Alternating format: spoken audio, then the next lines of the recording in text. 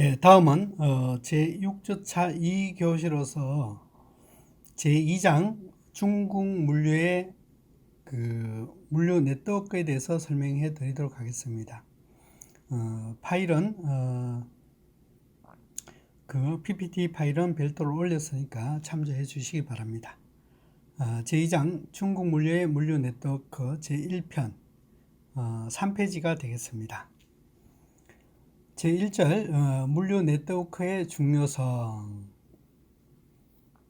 중국의 네트워크는 한마디로 말해서 너무 방대되어 있고 방대한 권력으로 되어 있고 영역으로 되어 있고, 두 번째는 이 산업 시설들이 연안 운송, 그죠? 동부 연안 운송 쪽으로 되어 있어서 중부하고 서부 쪽으로는 사실상 산업들이 그렇게 많지 않습니다. 그래서 이 전국적으로 어떻게 네트워크를 이 균등하게 분파할 것인가, 이게 아주 큰 관건이다, 그렇게 봐주십시오. 그래서 이 중국에서도 보면 가전제품이라든지 정보기기 이런 부분들이 이제 자동차 같은 산업, 소재 산업들이 계속적으로 이제 확대가 되면서 되고 있죠. 특히 이 중국 시장을 중심으로 한 외자 기업들이 연안 쪽, 그죠? 뭐 상해라든지 아니면 대련, 뭐 청도, 뭐 이런 어떤 광주 뭐 이쪽으로 중심으로 해서 개발이 되어 있고, 서부 쪽으로는 이제 중서부 쪽 무안 이런 데는 굉장히 이제 늦어졌는데, 이제 이런 부분들을 중심으로 중국 정부에서는 집중적으로 투자를 하고 있는 그런 형태다, 그렇게 보시면 되겠습니다. 그래서 연안 지역의 주강 델타를 중심으로 해서 전자제품, 공작기계, 자동차 뭐 이런 어떤 제조 기업들이 많이 되어 있고요. 장강 델타를 중심으로 해서 전자기기, 일반기기, 수송 설비, 그 다음에 자동차, 이런 소재 산업 이런 부분들이 집중되어 있습니다. 특히 청도를 중심으로 한 우리 한국 같은 경우는 청도를 중심으로 한 산동성은 야채, 농업이 발달되어 있지 않습니까? 중심으로 한 일본, 한국, 싱가포르 이런 부분들을 수출 많이 되고 있고, 그게 또 농산물 가공산업들이 많이 되어 있습니다. 그 다음에 이제 일본 자동차 닛산이나 혼다가 이제 무한 주변에 자동차를 생산하고 있어서 중서부 쪽으로 이제 산업들이 계속적으로 이전되고 있는 그런 부분이고, 중경 서부 이 지역은 가전제품들, 정보기기 이런 제조업체들이 계속적으로 이동되고 있는 그런 부분이다, 그렇게 보시면 되겠습니다. 그림에 나타났다시피 실제적으로 산업들은 서부 부분에는 별로 없고, 그죠? 동부 연안 중심으로 해서 많이 발전되어 있는 게 특징이다, 그렇게 보시면 되겠습니다. 그래서 이제 물류에 따라서 물류 인프라 정비도 상당히 중요한 건데요. 경제 발전 및 물류 효율을 하기 위해서는 고른 인프라를 어떻게 정비할 것인가, 이 부분이 굉장히 중요한 요구되고 있다, 그렇게 보시면 되겠습니다. 그래서 중국 정부는 개방 개혁에 따라서 육해공을 포함한 인프라 정비에 많은 이 지원을 하고 있습니다. 그래서 경제 무역 위원회, 철도부 각 관련된 부서 공동으로 해서 현대 물류 발전 가속화에 관한 의견해서 대안을 계획을 만들어 가지고 물류업의 발전을 위해서, 건대화를 위해서 수송 인프라, 철도라든지 연안 운송 이런 부분들을 집중적으로 투자를 하고 있는 그런 형태입니다. 자, 그런 차원에서 이제 구체적으로 본다고 그러면 5페이지가 되겠습니다. 특히 철도가 이제 중요한 건데요.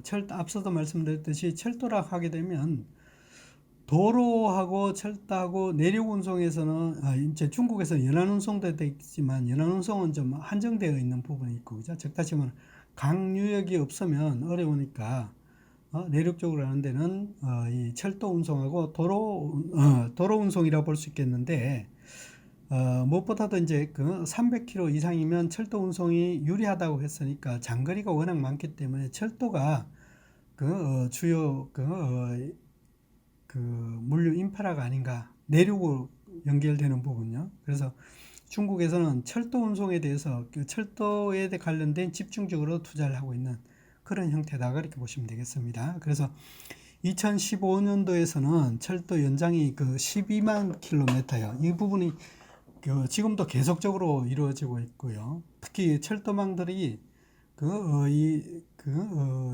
고속화되면서 고속화를 만들고 여객은 고속화를 시키고, 그 다음에 이 화물들은 이 복선화 또는 전철을 하면서 뭐라고 그러죠?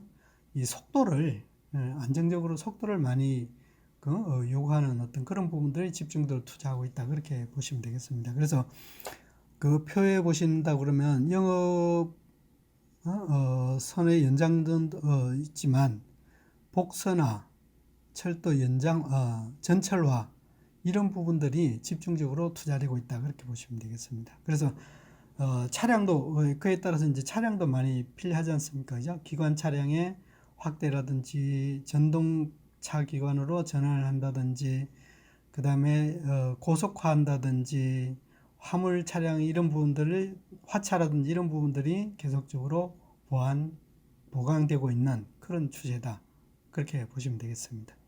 그래서 철도의 투자도, 철로 투자 같은 경우에도 약 9천억 위안 정도요. 그렇게 투자를 하고 있고, 그 다음에 신설 철도도 9천 킬로미터를 하면서 2015년도 기준입니다. 이 중에서 이제 약 신설 같은 경우는 3천, 물론 기존 노선도 개선이 있겠지만 신설 고속철도를 하면서 3,000km 이상의 이 투자를 하고 있는 걸로 나타나고 있습니다. 자, 그다음 이제 두 번째 도로 인프라를 한번 보도록 하겠습니다. 2015년도에 중국 도로 연장선은 457만 킬로미터라고 보시면 되겠습니다. 그래서 전년 대비 11만 킬로미터가 증가되었고요. 도로망 밀도도 계속적으로 증가되고 있는 그런 형태다. 특히 우리나라 경부고속도로 같은 이 주요 구간들, 고속도로들을 계속적으로 연장되어 있고, 그에 대한 지선, 간선 이런 부분들도 계속적으로 확대하고 있는 그런 부분이다, 그렇게 보시면 됩니다. 우리나라도 최근 들어서 한 10년 사는 상안에 고속도로를 많이 개설되고 또는 확장하고 선로 개선을 통해서 그만큼 속도라든지 안정도를 높였지 않습니까? 그죠? 중국도 마찬가지로 이런 부분들을 계속적으로 개선을 통해서 전국에 네트워크를 구축하려고 하는 그런 부분에 집중적으로 투자를 하고 있다, 그렇게 보시면 되겠습니다. 그래서 국가 간선도로, 시성을 연결하는 도로, 그렇게 보시면 되겠고요. 그 다음에 성간 이 도로는 성자치구 직할시를 중심으로 해서 성내 교통 체인지를 인터체인지라든지 이런 어떤 소재지를 연결하는, 현 정부의 소재지를 연결하는 부분, 그 다음에 현 지방자치도로라고 보시면 됩니다. 우리나라 국도, 지방도, 국도 이렇게 보시면 되겠습니다. 그래서 이런 부분들도 계속적으로 하고, 특정 도로는 또 이 사철, 사도, 즉 따르 말하면 기업에서 투자를 하고 이용료를 바탕으로 해서 수익성을 장기간 수익 이용을 통해서 활용을 통해서 이용료를 통해서 투자 비용을 보장받도록 하는 부분요. BOT, BCT 그런 부분이 있지 않습니까? 그죠? 그런 부분이라고 보시면 되겠습니다. 자, 그다음에 이제 국도의 네트워크를 본다 보면 수도 북경을 중심으로 해서 이제 방사형으로 해서 계속적으로 기획하고 또 고속도로를 뚫고 있지 않습니까? 이 그림에 나타났다시피 격자형으로 해서 5종 노선, 7행 노선 이렇게 격자형으로 가로, 세로 이렇게 해서 연결할 수 있도록 이런 어떤 도로들을 계속적으로 하고 있습니다. 그래서 이 수도권을 중심으로 한 방사성이고 연결하는 것들, 그 다음에 남북, 그 다음에 동서 이렇게 해서 세 가지를 종류를 나눠서 한답니다. 그래서 도로 수송의 안정성, 그 다음에 아무래도 이 개선이라든지 하다 보니까 운송 거리가 뭡니까 원활히 되다 보니까 안정성, 그다음 안정성, 경제성, 편리성 이런 부분이 계속적으로 지향되고 도로가 개설되고 있다 그렇게 보시면 되겠습니다. 차량 규모도 보면요, 2015년도 기준에서 영업용 운송 차량들을 보면 1,400만 대가 된답니다. 대단합니다. 전년도 대비 4.2%요. 즉 다시 말하면 차를 그냥 뭐랄까 도심지 산업지 중심으로 한 도심지 지역은 그냥 깔았다. 좀 표현이 그런가요? 그만큼 많다 이 얘기가 되겠죠, 그죠? 그래서 중국 영업 차량 보유 대수들이 보면 화물 차량 밑에 보면 화물 차량 같은 경우는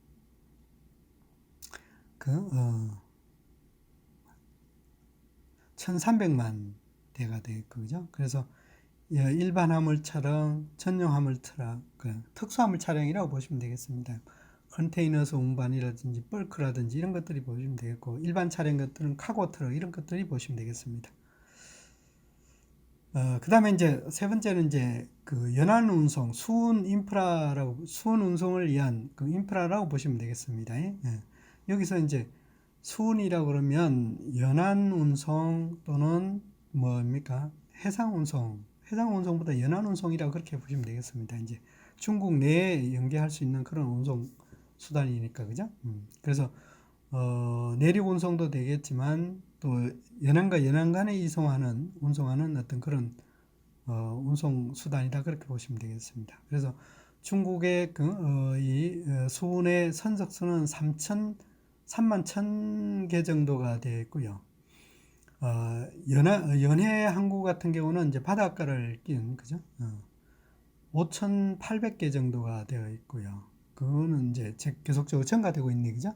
그 다음에 이제 내륙 연안 운송이라고 그러면 25,000개 정도.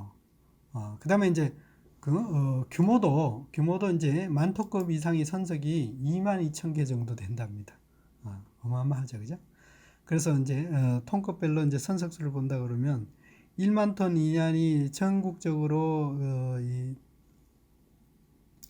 793개 쓰는데 그 중에 이제 연해 운송이 619개, 내륙이 174개 되어 있고요.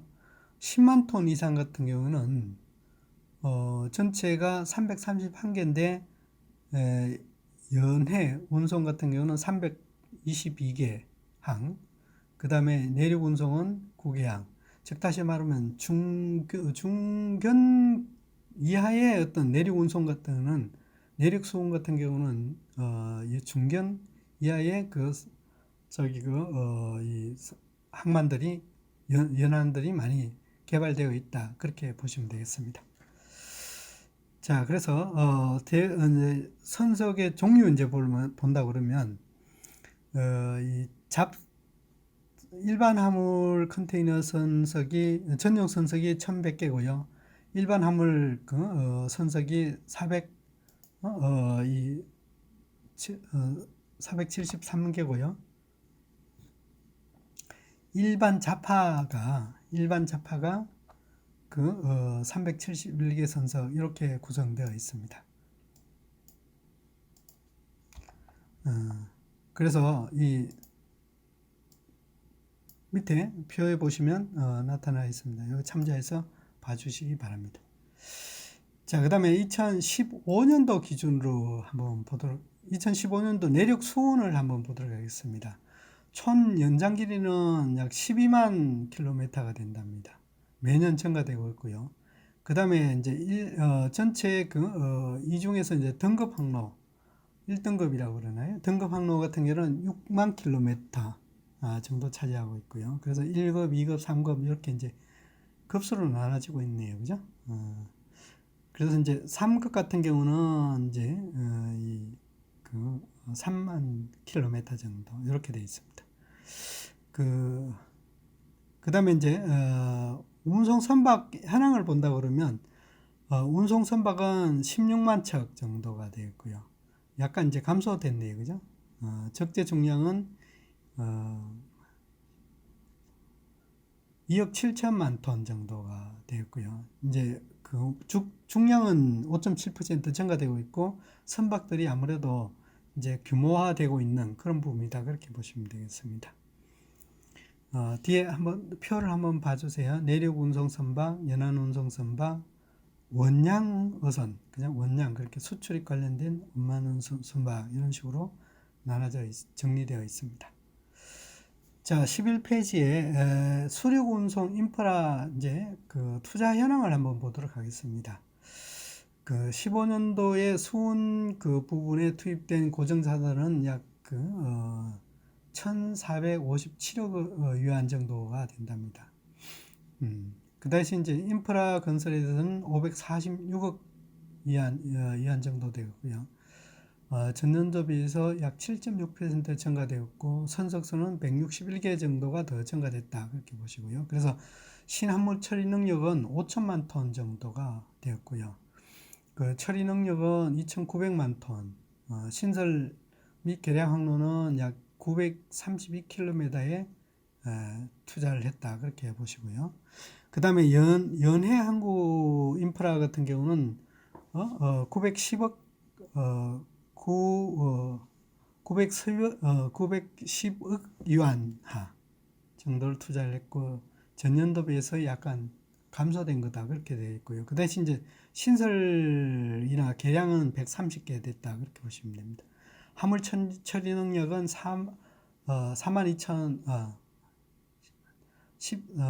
42만 톤 정도가 될 것 같고요. 증가를 했고 화물 처리 능력은 약 30만 톤 정도가 3억만 톤 정도가 증가됐다 그렇게 보시면 되겠습니다.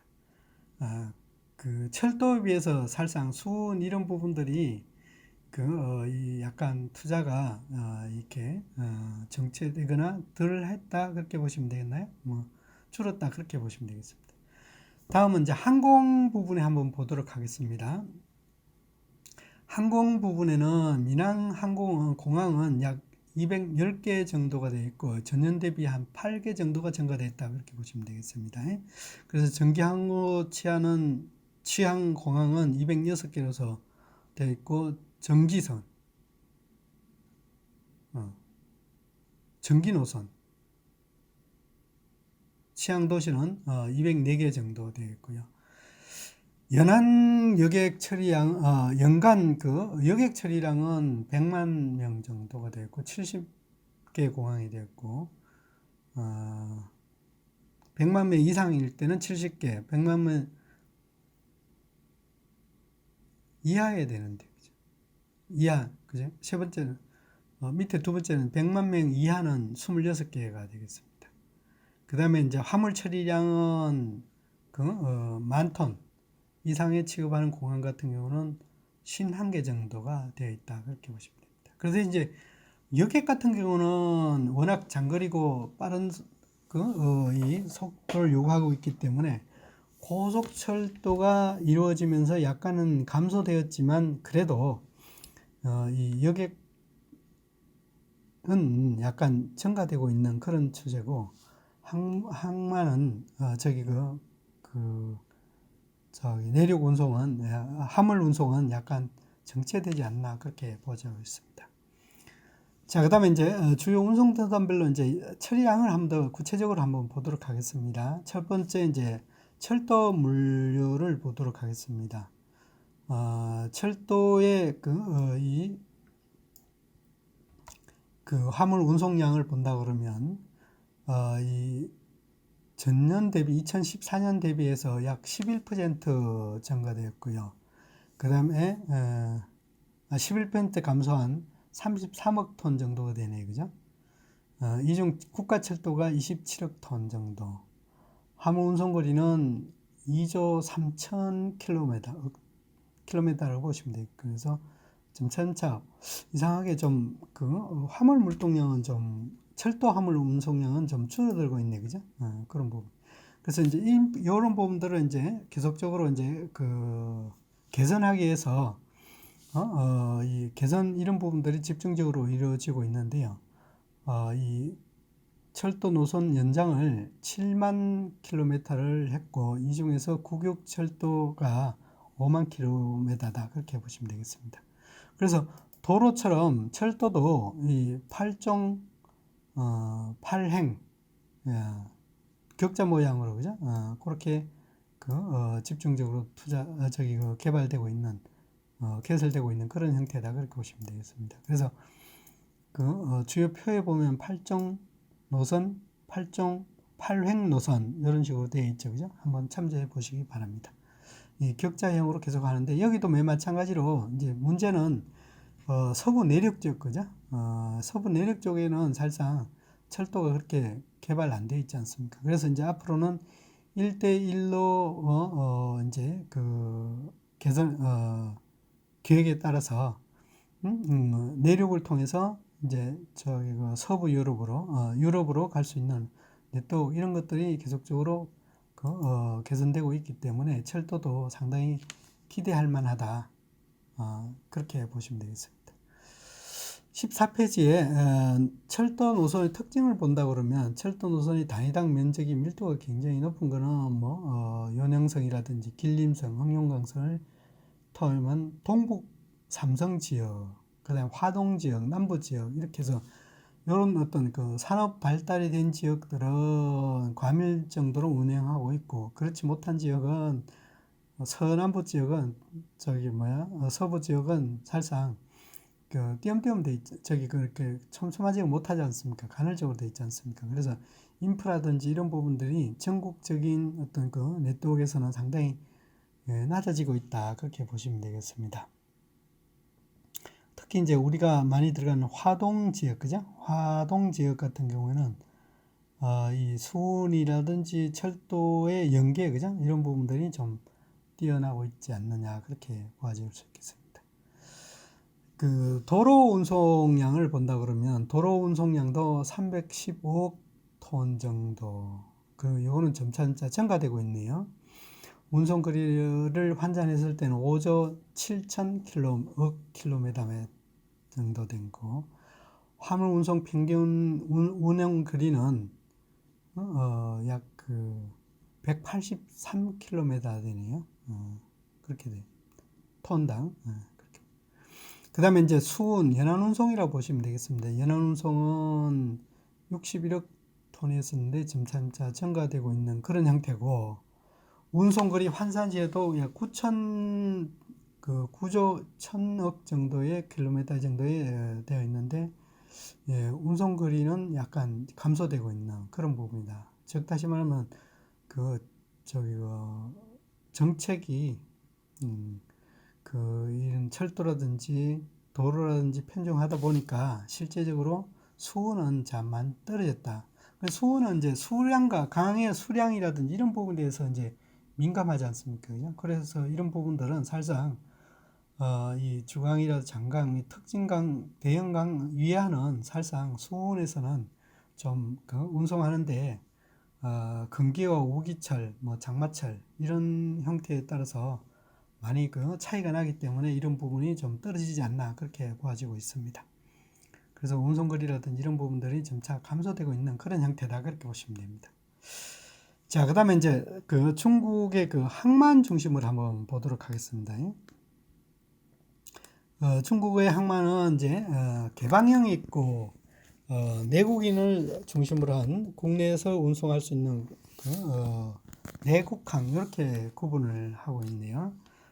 그래서 대외 개방형 같은 경우는 수출 물동량, 그죠? 연안 운송하고 그 다음에 이제 하천 운하를 중심으로 한 그런 어떤 내항이 둘이 되어 있는데요.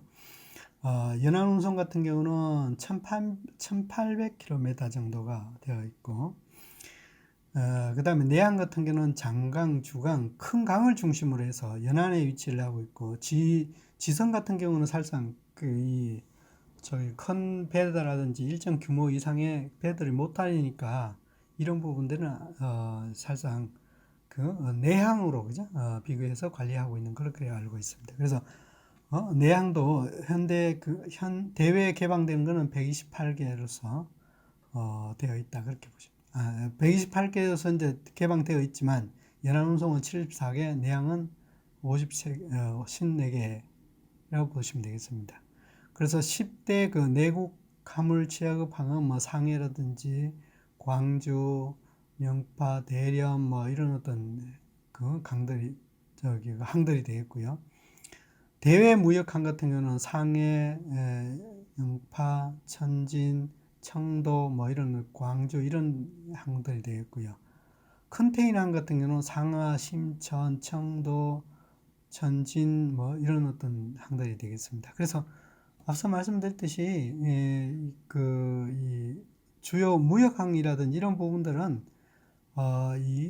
연안을 중심으로 공업을 지역의 그 배후지의 공업이 발달된 배후지역을 중심으로 한 큰 대도시를 중심으로 한 배후지에 이렇게 연안에 발달되어 있기 때문에 대체적으로 동해 연안 중심으로 되어 있고 내륙은 몇 개 없지 않습니까? 그죠? 내항 컨테이너 같은 경우에는 실제적으로 그 54개밖에 없지 않습니까? 그죠? 이거는 이제 소규모로 운영되고 있는 그런 형태다. 그렇게 보시면 되겠습니다.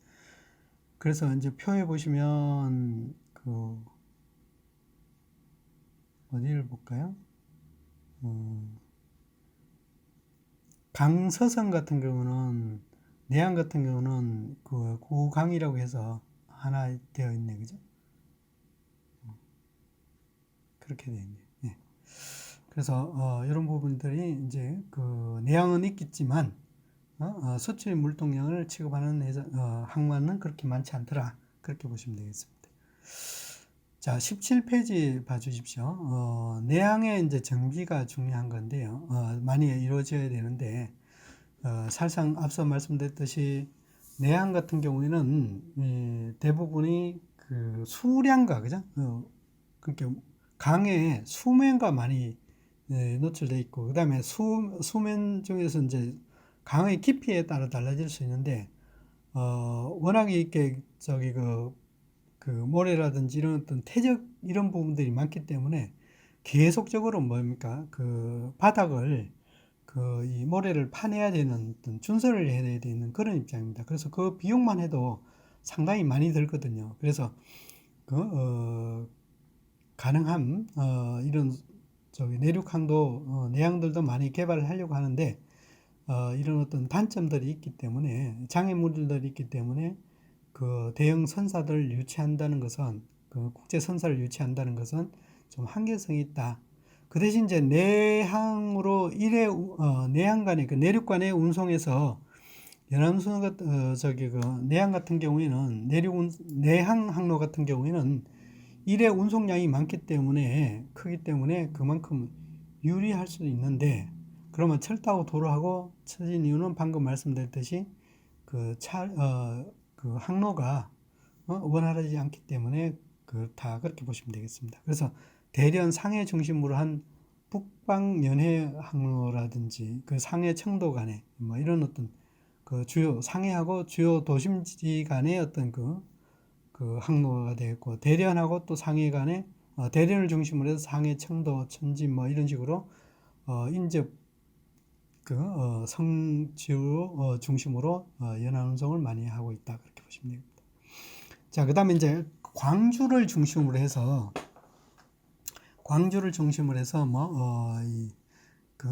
해구라든지 뭐 이런 어떤 북해, 홍콩, 대련, 상해, 청도 뭐 이런 식으로 그죠? 중심으로 연안운송이 이루어지고 있는 그런 형태다 그렇게 보시면 되겠습니다.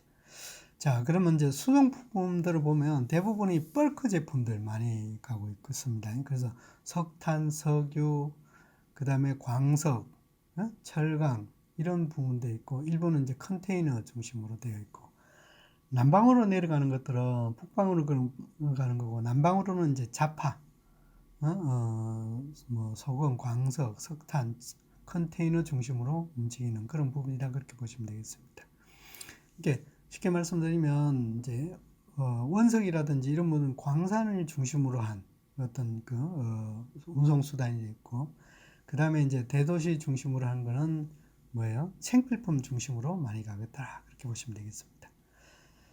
자, 그 다음에 이제 항공 여객 운송량을 한번 보도록 하겠습니다. 여객 운송량은 4억 원 정도, 인명 정도가 운영 여객을 했고요. 국내 여객 운송은 3억 정도, 3억 명 정도. 국제 노선 같은 경우는 4천만 정도.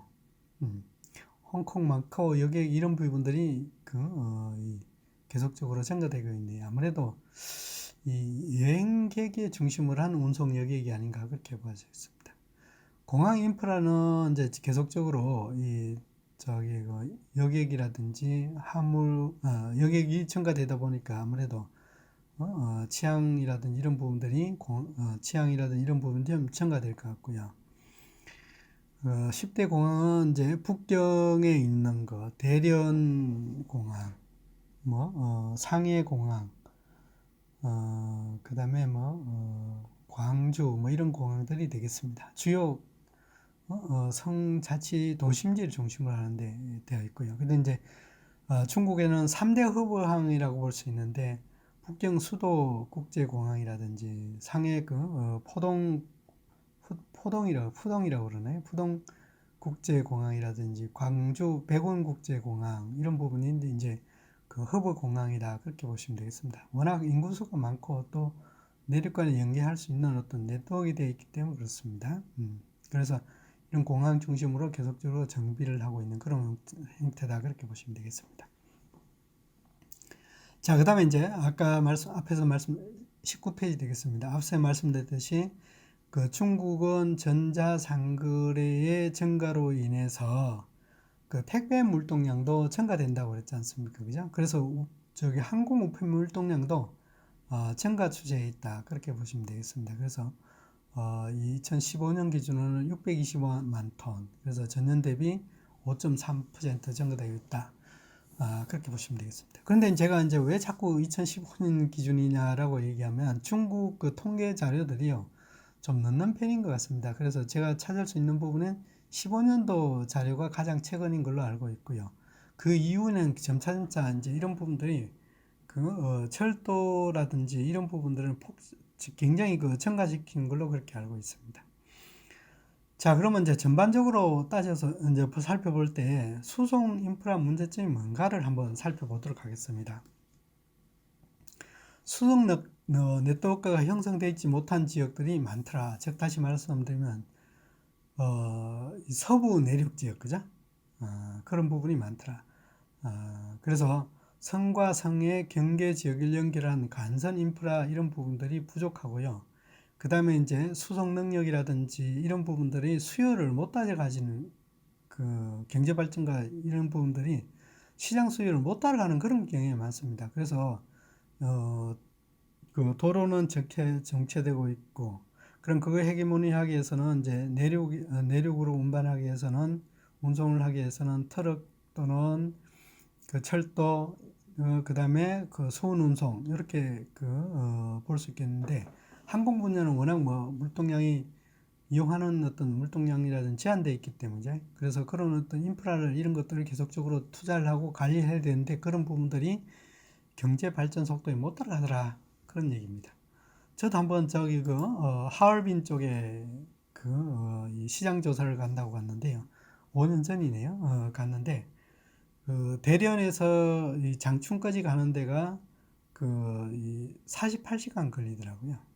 48시간이요. 말이 48시간이지. 거의 이 주말 되니까 정체 현상.